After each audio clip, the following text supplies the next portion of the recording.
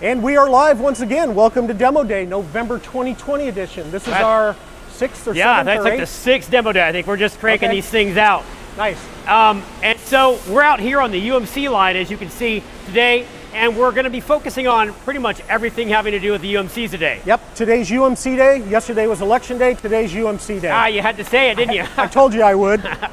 So a little bit of background, and hopefully you can hear us fine. It's really loud out here, but That's right. We figured it'd be interesting to come out here, kind of bring it to you the real location here where everyone around us is actually putting machines together. And we are in the UMC line. This is a working factory. We didn't want to shut these guys down, so a lot of background noise. We'll try not to yell.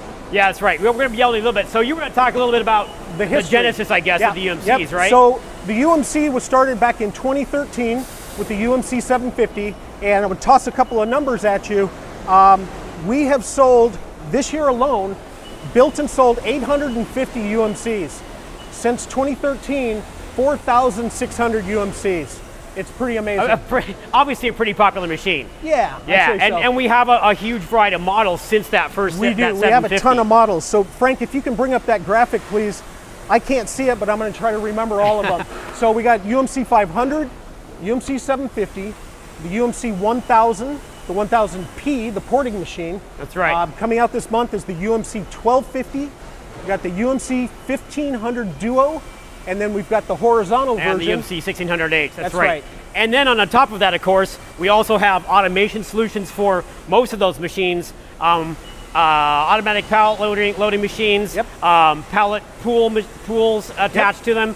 And then we're even coming out with robots that you can put on these machines. So that's right. Wide variety of applications, a wide variety of ways you can attach automation to your full 5-axis machine. Exactly. The product line has expanded a lot. That's right. And then kind of really what's unique and why people love the UMC is that it's a full simultaneous 5-axis machine that's pretty much ready to go out of the gate. You know, you don't need a big armload of options to get the thing fully functional. Yep. It's ready to go out of the gate and at really pretty unbelievable prices, really. Yeah, and this is not going to be a sales pitch by any stretch of the imagination, but we did want to mention that you can have a brand new UMC 500 on your floor for about $100,000. Pretty amazing when you think about it. Yeah. And even the 750 is. Even the 750 comes in at about 125. So it's full, as Andrew said, simultaneous 5-axis, bunch of options, which we'll talk about in a bit. That's right. So much bang for the buck. So much bang for the buck. But moving on, so the general plan for the day is,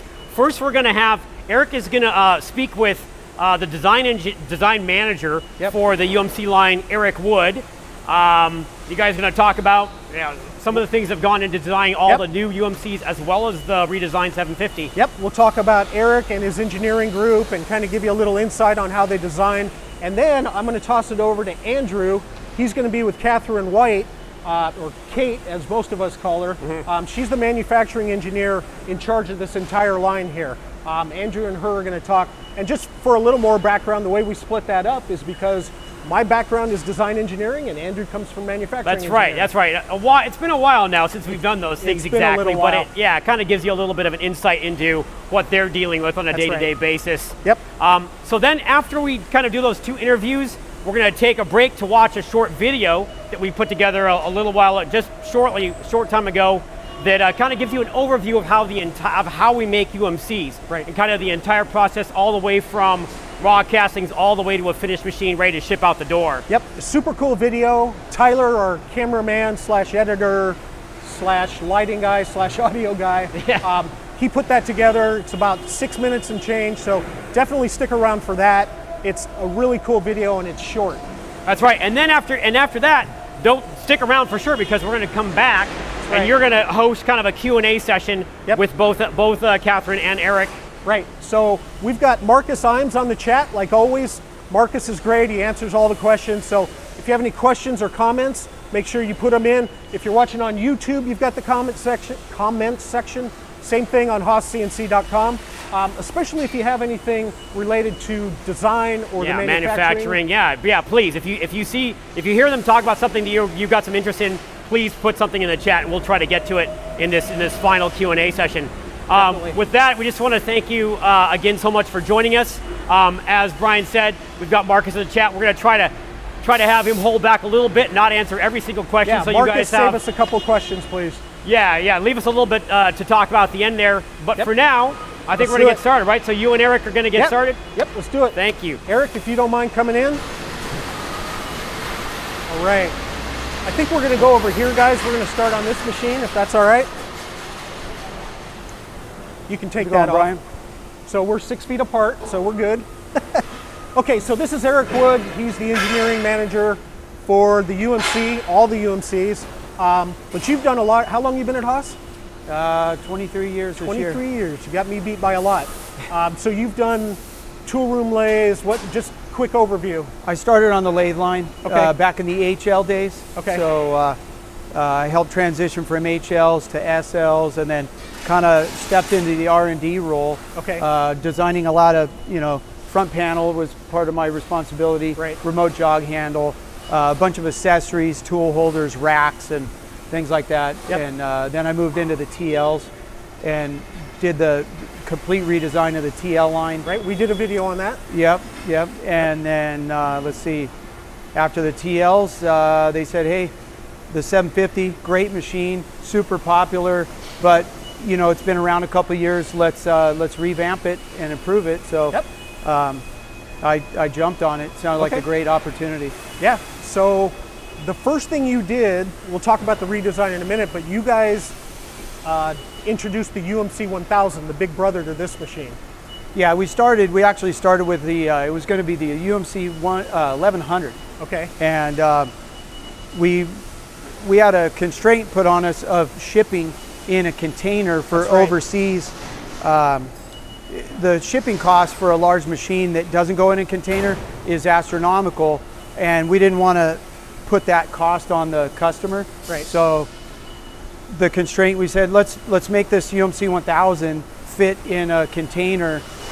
So some disassembly has to happen and reassembly on site, but the cost savings is thousands and thousands of dollars. Yeah. So it was really worth it. And so yeah, we had to cut the travels down a little bit from 1100, but we still wound up with a very big machine. Yep. So that's interesting. That's a different way of designing a machine. You start from the outside and work your way in. Yeah, I mean, sometimes reality has to step up first and say, hey, let's think about this. Yeah, and it's important. We do sell a lot of machines overseas, so it's a huge consideration. Okay, so the 1000 you designed, you made a lot of changes relative to the original, the OG UMC 750, and the reason we're standing in front of this machine right here is so we can show some of those. So the first thing that everybody notices, especially when you see it like this, is the base, because the old UMC 750 had the coolant tank built into the base. Yeah, that base was really big. It was a little flexible, so it made leveling the machine a little tricky. So we looked at this, and really I looked at this size of the machine. I said it kind of looks like a small large VF, like a VF6 or a VF 550 taper. So my first approach was to shrink the base, put the coolant external, and use the same common coolant tank system that we have on the large majority of our machines. And by shrinking the base, it really made the whole foundation more stable and rigid. Leveling the machine is a lot easier now. And also by getting the coolant out of the machine, maintenance is much easier. You don't have pockets of stagnant coolant. Right. You got to go in and wash out. Chips in the corners. Chips get stuck inside. Right. Yeah, cleaning it was really not the easiest. So the external coolant tank's been a real big success. And like I said, it enabled us to shrink the base and make a more rigid foundation. And then from there, you guys have done a ton of work on all the castings. We were talking before we came on camera. We have an engineer named Fred Fakour, and all he does full time is analyze. He does FEA and he analyzes castings for rigidity. Yeah, so the first engineer on the UMC redesign was Gerald Young. He started with the platform and started just modeling rough designs, and then he would iterate with Fred, and Fred would really help him put the iron where it needs to be, and because cost is a big concern. We can't just kill it with sheer weight anymore. Like we used to do, right? Yeah, it used the old to be, days. Let's just make it Over heavier, design heavier, it. heavier, Yeah, until design it cuts it better. Design it fast, over design it, and don't worry about it. Right. But we're competing on the world stage. The prices all around the world keep dropping, and we got to be there. And the other thing was also reducing the moving mass of everything on a UMC is the XYZ is all up here moving around. It's not like a VF where the table moves. Right. So you want that mass to be appropriate and fairly light so that you can still have a quick servo response. So that's where Fred comes in with the dynamic analysis. Yep. And he'll tell us where to put ribs, move a wall. We established a lot of design rules as a result of all his studies and expertise. So exactly. So if you, Tyler, I don't know if you could come in here. Let's maybe get you in here. One of the things you did, if you can point to it, Eric, you guys spaced the trucks out, and we're looking at the x-axis here. Yes. So we established a rule of ratios where on any linear axis, you want the rail spacing and the truck spacing to be like, say, 1.5 to 1 or greater. So we established some ratio rules that really let the engineers go off and design things quicker, and it also gives us a good basis for scaling. Whether we took the 1000, we created the 500, and we rebooted the 750, right. And then we're able to also scale it up for, say, a 1250. So you use those same ratios and apply them whether it's a smaller or a larger machine. Yeah, and it really works out. We actually developed those ratios on the TL redesign. Gene Haas was the one that kind of brought it up and said, hey, something doesn't look right here.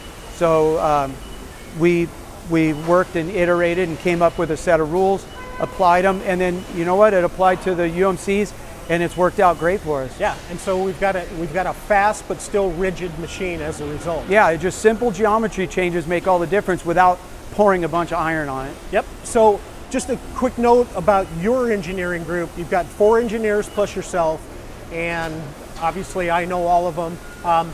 Each engineer kind of has a specialty. I know everybody helps out, like when it comes to enclosures and things like that, and drawings. Yeah, I try and compartmentalize them in a certain respect, because that way when an issue comes up, the people on the floor, like manufacturing engineering, they know who to go to. Right.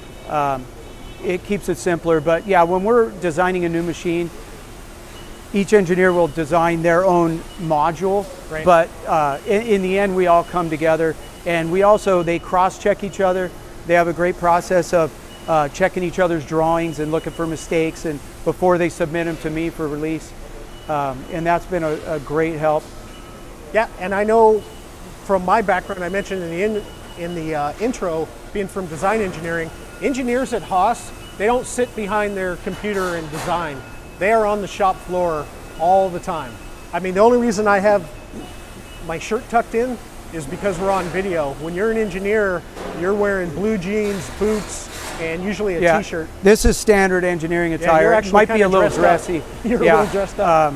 I had to dress up for today. But yeah, when engineers start here, your first question is, do you like to get dirty? Yep. Do you like to turn wrenches?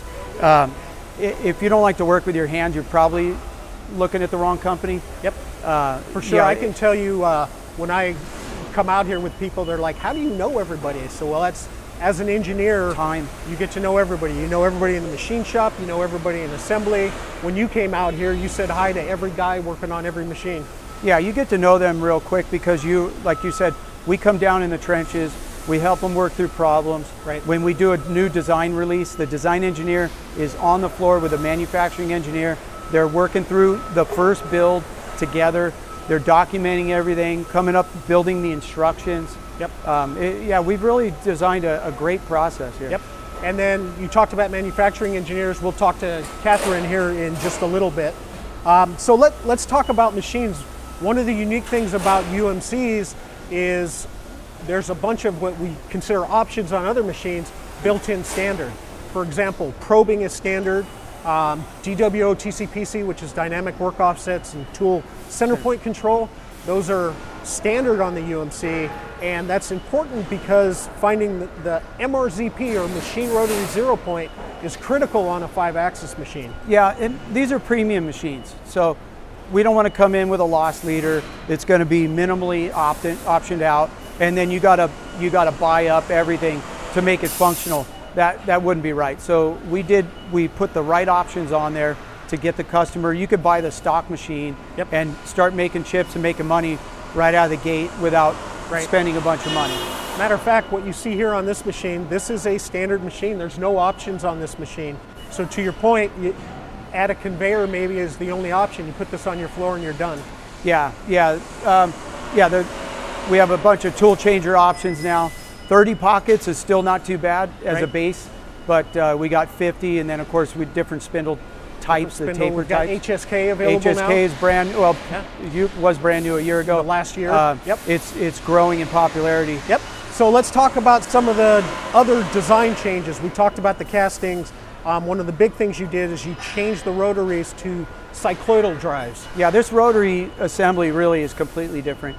Other than being a BC configuration, it's 2 cycloidal gearbox modules, and the previous was, the standard UMC was 2 worm drives.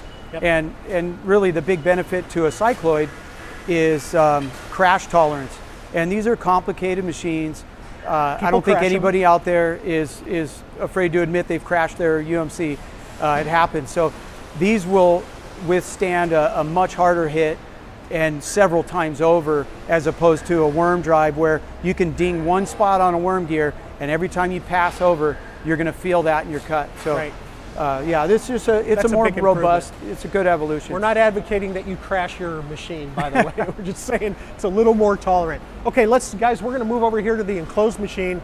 And what was interesting to me when you and I talked initially is we talked about the redesign and everything you did in the 750, and you paid a ton of attention to the operator. Yeah, Gene gives us a lot of clues, and as to, like, that's what he cares about most. So I try and focus on that, and being an ex-machinist, I gravitate towards that naturally. So yeah, by bringing the control around to the front, that was kind of a necessity for me. We did have to slide the door over, but that worked in our favor because it centers the doorway on the platter. So when you're loading parts. Yeah, the old machine had a great big door, really big opening, but it had its own problems too. So we didn't feel bad about shrinking the door down a little bit. And centering it. And centering it, because that worked in our favor. But also, by moving the door inside the enclosure, we do a better job at containing chips and coolant. And we raised the old door threshold was really low. We raised it up so that a pile of chips can stay in the machine and not fall on your feet when you open the door. And this door, the other machine was great and the door worked great, but man, that thing could wear you out. This is nice. I mean, this is effortless, just like the VFs. Yeah, like I said, the first UMC generation, the 750 original, was a great machine, super popular. And it was a great platform to start from, and it made it really easy to make small improvements to make an even better machine. Couple other changes, and then we'll get you out of here. There's a big side window. Sal, I don't know if you can get over to the side window there, but that's important for automation purposes, as well as just the obvious, which is allowing an operator to get in and out of there. Yeah, the old machine had a smaller window. You could still view your part, but because of the location of the control cabinet, we were able to make the window bigger. So we just took a window off a vertical, probably a VF1 or something, and made an opening window, which is great for reaching in and measuring parts. And you know what? It also facilitated a lot of automation that we're really getting heavy on. So we've got pallet pools, we've got automatic parts loaders, APLs, and as we mentioned in the intro, robots are coming soon. So one last thing as we come around this side of the machine, Tyler, if you don't mind coming this way, you added a slide up side window here. So it's not something that any operator is going to get into, but yeah, again, it's a convenience. You got your coolant tank here, so you're probably not going to be accessing that, and you don't really need to crawl in there all the time. But what it does, it gives you the ability to see all your tools, and if you really need to, you can crawl up there and pull a wad of chips off your drill bit or something like that. Okay, cool. Well, I appreciate it. We're going to bring you back in a little bit. We're going to do a little Q&A session at the end. But for now, we're going to go literally across the aisle, and you guys can unmask. Take them off. There you go. All right. So we've got Andrew Harnett and Catherine White. Andrew, it's all you. All right, guys. So as we mentioned at the beginning, we're also talking with Catherine White today.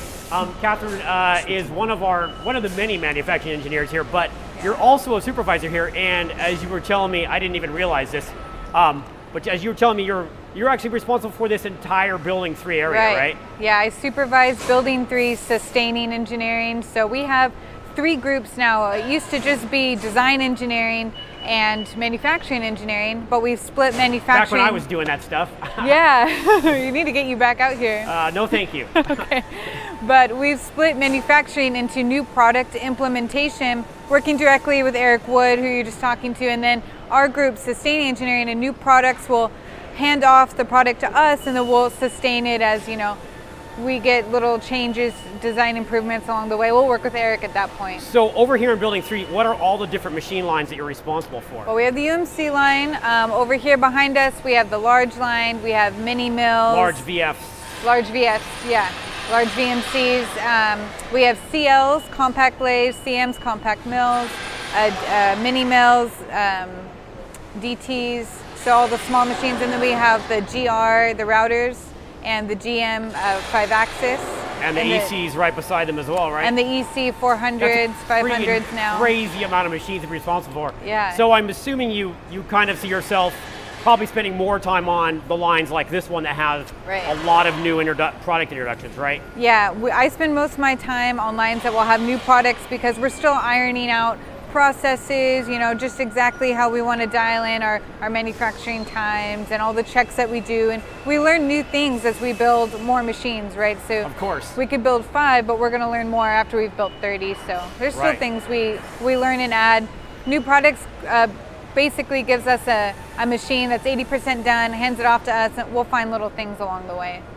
For sure you will. As anyone in manufacturing knows, there's always something wrong that needs to be fixed, for sure, or needs to be tweaked. Maybe I shouldn't say wrong. That's what it is. So tell us a little bit about what you were doing before you came to this particular job, I guess, in this area. Right. So when I first started here, I went into the spindle room, and I was the spindle room manufacturing engineer, learned a lot about vibrational plots and how to diagnose spindle bearing health. You know, does it have a high preload on the bearing or a low preload on the bearing? Something I spent quite a bit of time myself. Whatever, probably 2002 to 2006 or something like that. I don't know. And it's fun. There can be some frustrating moments in there when things go sideways. Yeah, you know, just making sure that the parts are being machined correctly and stuff like that, and you'll be fine. It's certainly one of the areas where we have the highest tolerance parts. You know, almost everything is ground. And that's what's cool about it, because you know you don't typically see parts that are held to 1/10 tolerance. Right. You know, that's pretty crazy. Yeah. So it was nice getting to work in an environment like that, dialing in, you know, bearing run out to 2/10 or 1/10 or something like that. So I learned a lot, and then I moved into our service department, writing service how-to procedures, troubleshooting guides, doing a video or 2. Right, that's right. You've been, Catherine's been on some of the videos, and you know, we need to get you back on. I'm not sure, when we were setting this up over the last couple of days, we were trying to, it was difficult to even get a hold of you to talk about what we were going to discuss during this presentation, because Catherine's just running around here, you know, looking at one thing after another. Like right now, right before we went live, we were like, we're about to go live in 10 minutes, and Catherine's working with Ray and Jose here on this particular. So let's talk for a minute about what we're doing here on this rotary. So right now we have a Renishaw laser set up, and we check the rotary accuracy of all of our UMCs. And so we were doing the C axis, and our pre-comp run was a little high, and so I know that we can double check our encoder run out. And encoder runout is the biggest thing that affects our rotary accuracy. So we were dialing it in and seeing the plot come in. We read the plot here on the computer, and we're regapping our read head because we use non-contact encoders as our secondary encoder. Right, so this is kind of, we were talking about this yesterday, some of the improvements that have come kind of more recently is the introduction of the cycloidal drive, non-contact encoders, and before, when we had the traditional magnetic worm gear and magnetic encoders, those had you weren't able to tune those things in, and plus the gear itself gave you potentially more accuracy issues. Yeah, and we had a swivel checker at the time. We didn't have the laser, so the laser is new. This is a new process we have, and with the new UMCs, this is the new Reboot 750. We're hitting accuracies way more than we could expect previously. So it's great. We've had no complaints for rotary accuracy in the field, but we're pretty proud of it. So the accuracy checker is comparing actual rotational movement compared to programmed movement, right? Correct. So we'll program it here on the control, and then the laser will wait to reach the spot that it knows it should be at, and it will measure the difference between commanded and actual position, and then we'll generate a comp table. We'll upload the comp table into the control, and then we'll recheck and make sure we're passing. Right, and that's after all the dialing in of the encoder position and everything else, right? Correct. Right, so you're ensured of kind of best accuracy. Yeah. So we were also talking a little bit about B-axis alignment and how that's one of the, I mean, I know even from back in the day, whatever it was, early, as Brian was saying, it's 2013, we made somewhere in there we made a video talking about alignment of all of the UMC stuff, but particularly the B-axis was difficult for us to get down at first. Right. Right, you want to make sure that your base is leveled within 50 millions, and you don't want any stack up. So we pretty much try to hit 0 on everything, especially in casting. We hold ourselves to very tight tolerances so we get no stack up as the machine moves down the line. And the first thing we do is we square the top of our machine, our XYZ, and we make sure that is square and held to tight tolerances. And then we move on to the bottom, because if you're measuring across the platter, you haven't set your YZ or your XZ correctly, you're going to see an error that looks like maybe your B is out, but it's not. In actuality, it's up here. Yes, so you'll see things that you're not really sure what it is. So you need to start at the basics, the bottom, verify, bottom up, and then troubleshoot from there. Because otherwise you'll be adjusting here and there where you don't need to be, and you'll kind of get lost. Yeah, I just remember from issues with the first batch of UMCs in the 750s in the field, that as we began to bring these machines out, we'd have techs that hadn't been maybe fully trained yet, and you can very easily get to where you're chasing your tail because you haven't qualified one section of the machine and you're trying to check something else, and as you say, you end up making incorrect judgments about what thing to change. Yeah, and when a machine, it's a 4th and 5th axis rotary integrated into our machine, so it's probably going to get bumped in the field from time to time. So when you go to resquare in the field, you want to make sure that you verify the XYZ beforehand. Something cool that Eric and Chelsea are working on in their design group is removing joints that can move in a crash. So this joint, integrating it into the body and integrating the B platter into the C body will be great things that will help prevent movement and make it easier to square later. Right, that is going to be a heck of a machine casting. Though, so you're talking about all the way from here, this is connected to this, is connected to this, all one entire casting. Well, to here, and then we'll still have here. We'll still you'll have this, but we're eliminating these bolts here. Right. And we have set screws on either side where we dial this in, but when you're dialing something in, you allow room for error. So if we can just make sure this is machined correctly, then you're that's the trick, right? Because you were telling me also that, we have a lot of sophisticated equipment, a lot of great, tons of CNC machines, lots of CMMs, all kinds of fancy stuff. And some of these parts are still complex enough that they can be difficult to measure. Yes. We were talking about parallelism, I think, of the braking surface to the motor mount or the transmission mount. Yeah, the gearbox mount. Right, so you have a lot of places for stack up, and the gearbox, we don't make here, we buy off the shelf, so we have to rely on whoever's sending us that to make sure everything's within spec. You have the gearbox mounting surface up to where the output faces, and then you'll have your brake and then your platter, and you need to make sure that all of that is, relatively flat and parallel. Right. Otherwise the air will stack up quickly. Flat and parallel. Because if it's not flat, in the center, it will project the air all the way out to the edge, and we don't want that.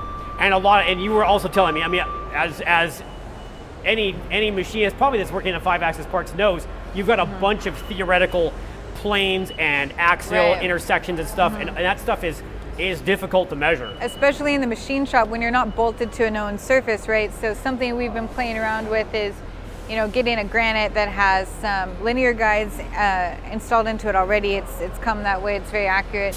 And then, you know, making sure we can use this as a reference service, because this will reference our center bore of our C-axis, and it will reference, you know, where the B-axis is coming out, and then we'll be able to measure parts a little bit more accurately in the shop, especially if we're going to be coming out with the part where we're removing joints. We'll want to make sure we can measure them easily, quickly, accurately before they get to the line. Right, and it's part of also qualifying the parts going forward and having that be consistent, so that you don't have. You were telling me how some of the ways that we measure surfaces here give us a little bit of a headache sometimes, because you have some of the stuff measured with micrometers and stuff, and you have a little bit of an impact from whatever individual machinist is or right, tech what they is inspecting feel it. on that micrometer, right? And that's something one of the engineers that works in our group is working on, is how to measure the parallelism of these mating surfaces within the C-axis. And you can use a micrometer, but just like you said, it'll be subject to the feel of each machinist as they're checking the part. So one of our guys, Gabriel Seelig, is working on a tool where it will locate on the center bore with some bearings, and then it will sweep and measure the flatness and then the parallelism of the other surface, and that will take out some of the human error. You should get a number that's more consistent and less based on individual feel. Yeah. So we were also talking about process improvements. I mean, we're already talking about it, but you were mentioning some other process improvements that occurred as these new machines got integrated.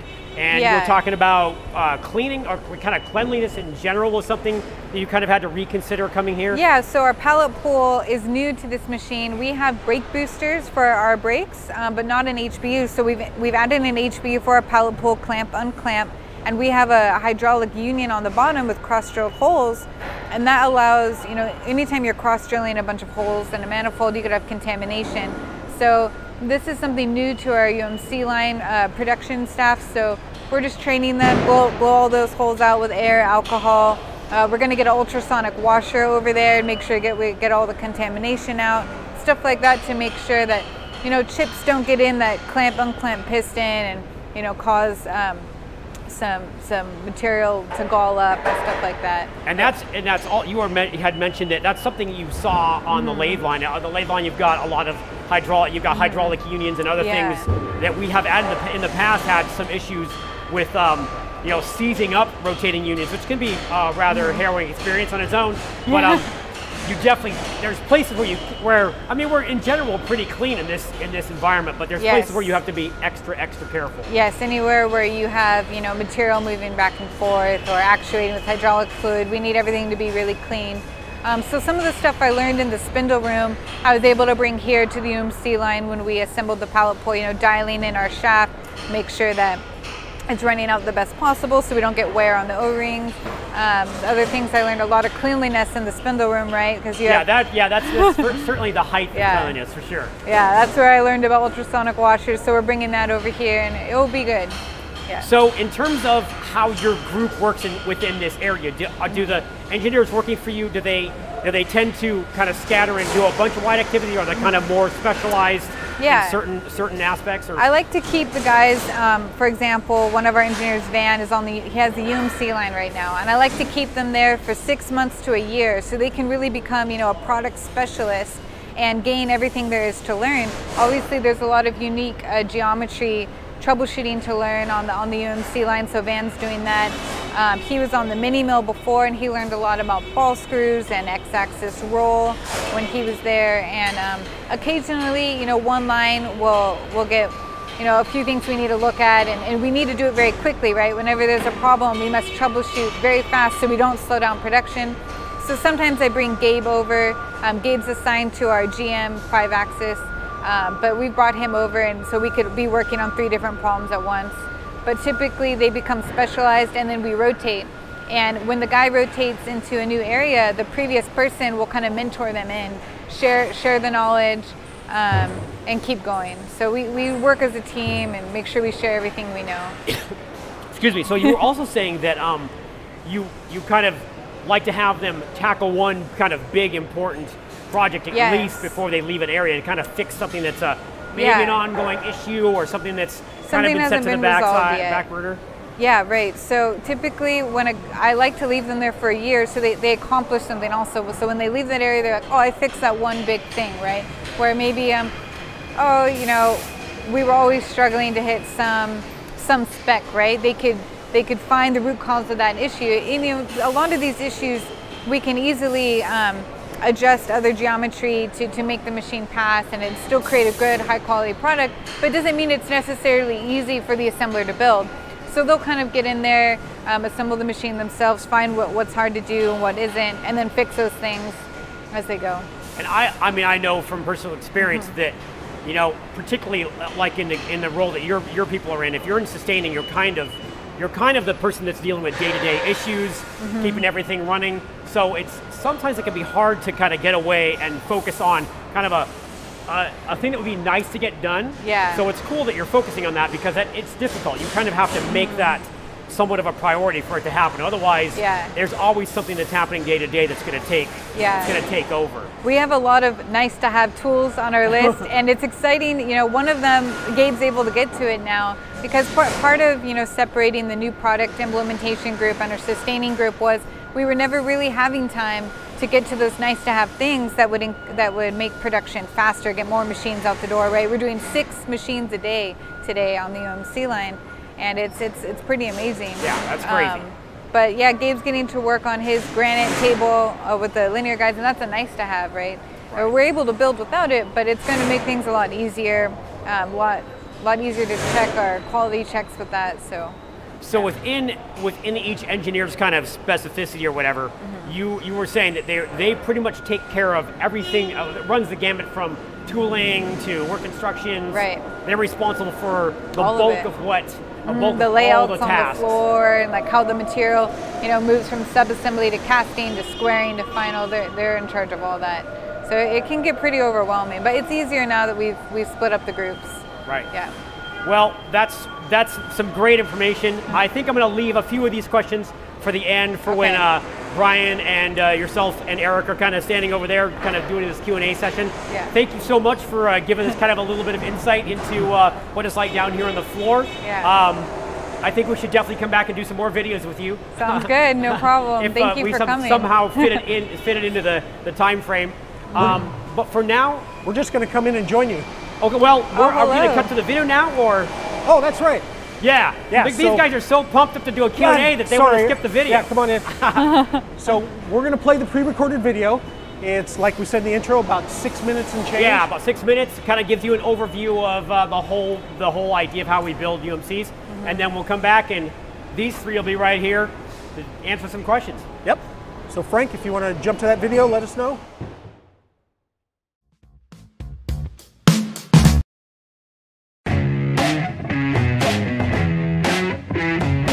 Today, we're going to take you on a quick trip to see how we make UMCs. And we're going to start with the raw castings out here in the yard.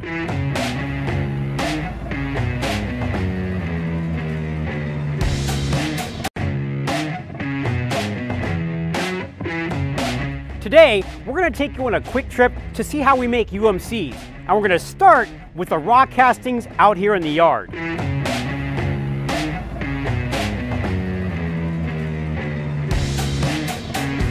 And we'll finish with a completed machine, all packed up and ready to go, right out here in our shipping area.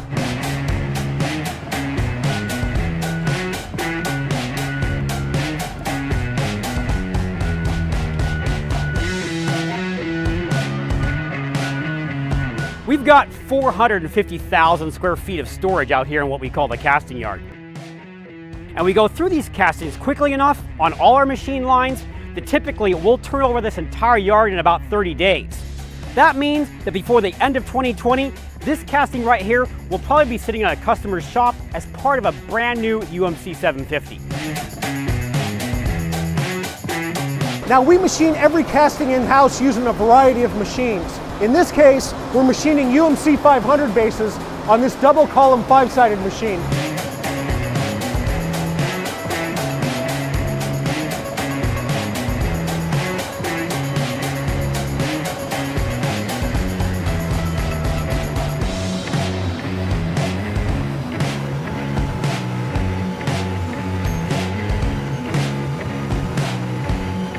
Now these guys have it down to a science, using cycle time and tool life to make a highly efficient operation.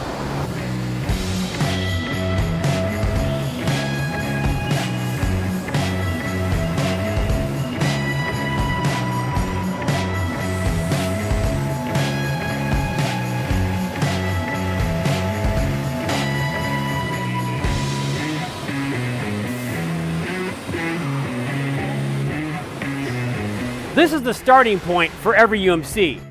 This is what we call the cast assembly area. To begin with, we install linear guides and ball screws on every major assembly.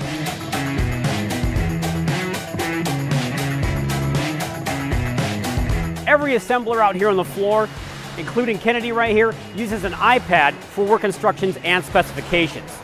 They even enter their indicator readings into the iPad so that we have a permanent record for every machine. Over the past year or so, we've transitioned to cycloidal drives for all the rotary axes on the UMC. Now these have a lot of benefits, including greater speed and accuracy and better durability in the event of a crash.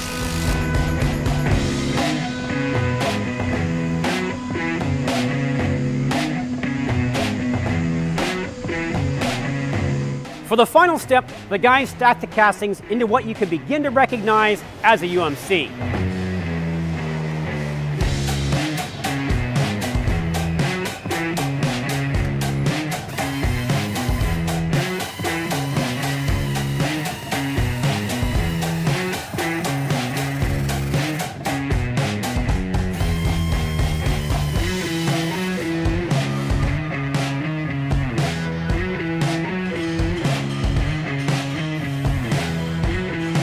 Since each of these castings was built up as an individual assembly, that keeps the geometry relatively simple. This is where we begin to set things like parallelism and perpendicularity. After the machine has been stacked, it's brought over here to the final assembly area.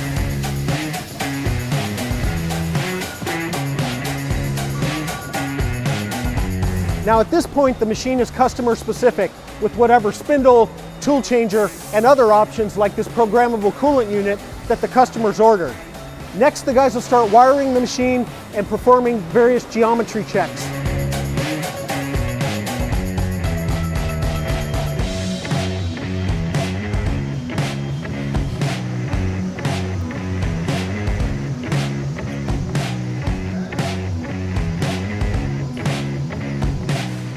After that, the sheet metal's put on, like you can see here on this UMC 1500 SS Duo.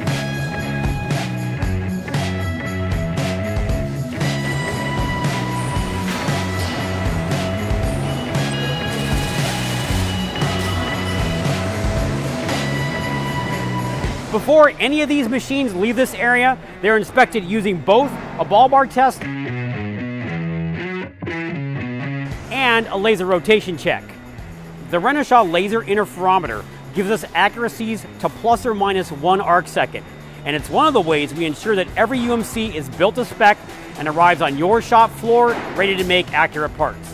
And last but certainly not least, each UMC gets 2 different test cuts, which is what Jason is doing here on this UMC 750. First, a 5-axis test cut. Now after this test is done, all of these pieces are measured to make sure that all the axes, linear and rotary, are positioning accurately.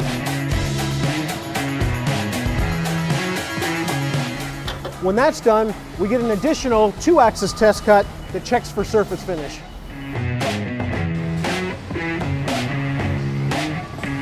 Now the machine is ready to ship.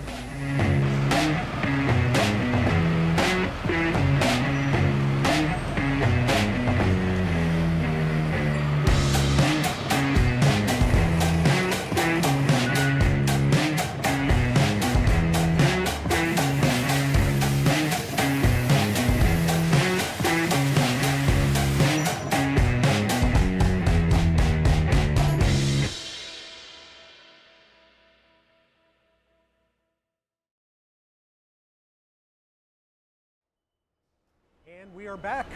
All right, we're back live. Hopefully you guys enjoyed that video. I think I mentioned at the beginning, but Tyler put that together. So appreciate that, Tyler, good work. Okay, so we got a couple of questions. I mentioned at the intro, the UMC 1250 is coming online. That's your group. You guys are working on that? Yeah, we're just getting started. Don't, Yep, just don't getting get started. ahead of yourself. No, But, yeah, we're not. But so bringing a new machine in, what kind of challenges does that bring to you? Oh, you know, there's always little things to iron out.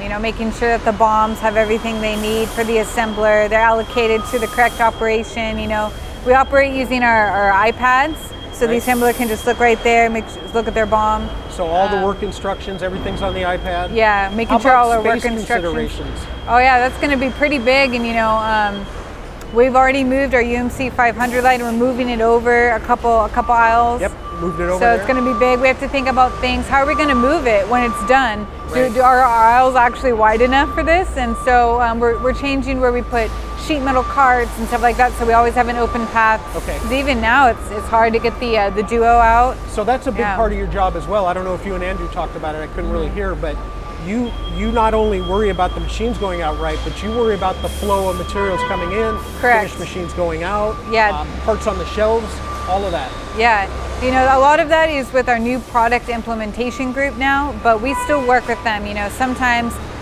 we have a lot of new products all over, so we all help each other out. We're all Right. the Haas team, right? Yep. Not just sustaining group, but yeah, so we have to make sure that we have products flowing from, you know, casting to squaring to final. And, Right. yeah. So you mentioned the implementation group. So it used to be that design engineering that I used to be part of, we would just hand it off to you guys. But now we have this implementation group, and that's headed by Joe St. Pierre, Yeah. manager. Yeah. And those guys are a huge help because by the time you Yeah. guys get it, in theory, the machine is like 80–90% done. Ready, yeah. And then there will be just like a few things, you know, the assembler, the production supervisor will raise their hand, hey, you know, this part still needs to be allocated to this operation so we can seat here, consume it in the right spot, making sure we're consuming our parts and not, you know, and keeping our counts accurate in inventory. Right. Little things like that really matter and can cause stresses and just take up time we don't need to be doing. Yeah. Okay. So, Eric, we talked about it a little bit. Design engineering, handing it off to the implementation group. You guys still spend a ton of time down here with them, right? Yeah, whether it's a new implementation or we're just working through a production problem or doing a design change midstream, the engineers are down here a lot. They make sometimes several trips a day, and at least a couple trips a week. And it's a long way. And yeah, we're I haven't measured it, but we're probably about a quarter three-quarters mile. of a It's a half mile, yeah. using my Apple Watch. Okay, so we got a couple of questions. We're going to wrap this up. The first one, and you and I were talking about this off camera, this is asked all the time.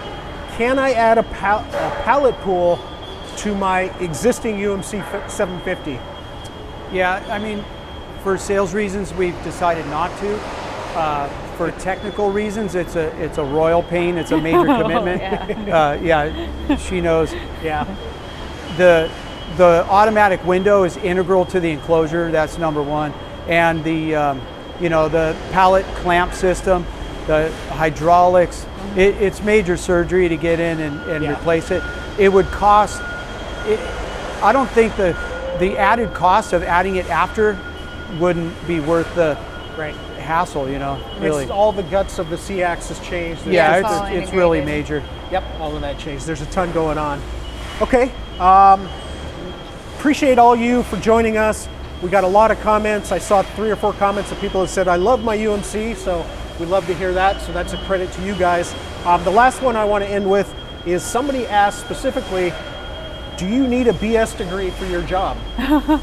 Yeah, I have a degree in mechanical engineering, my bachelor's, you know, I think you could certainly do the old school way of working up, you know, as an assembler through the ranks and learning everything and kind of learn as you go, but we don't really do that as much anymore. So definitely required in manufacturing engineering and design engineering, you know, a degree in manufacturing engineering or mechanical engineering. Right. Okay. On your side, same thing, your qualification for a new engineer? Yeah, well, what you get with it, the degree doesn't just teach you engineering. It teaches you the troubleshooting skills and the analytical, the way to approach a problem. The people that come in that are good wrench turners, good mechanics, they don't always have the skills that I think they would have gained in college. So, but on the other hand, if you just went to college, got your bachelor's in mechanical engineering, but you never turned a wrench, you're probably going to struggle here for other reasons. Big time here. Yeah, this is a hands-on company, and you really got to love to tinker. You got to love to build and test and experiment yourself. You can't just delegate it off and expect to get good results. Right. Yeah, everybody around here is expected to dive in, get dirty, and that's just the culture here at Haas. Yep. All right, well, that's going to wrap it up. I want to thank you guys. Catherine, Eric, appreciate you joining us. Andrew, who's back there right now. Thank you, everybody, for joining us. We're going to do it again in December. We'll announce it in a couple of weeks. And thanks for watching. We'll see you next time. Thank you. Thanks, Brian.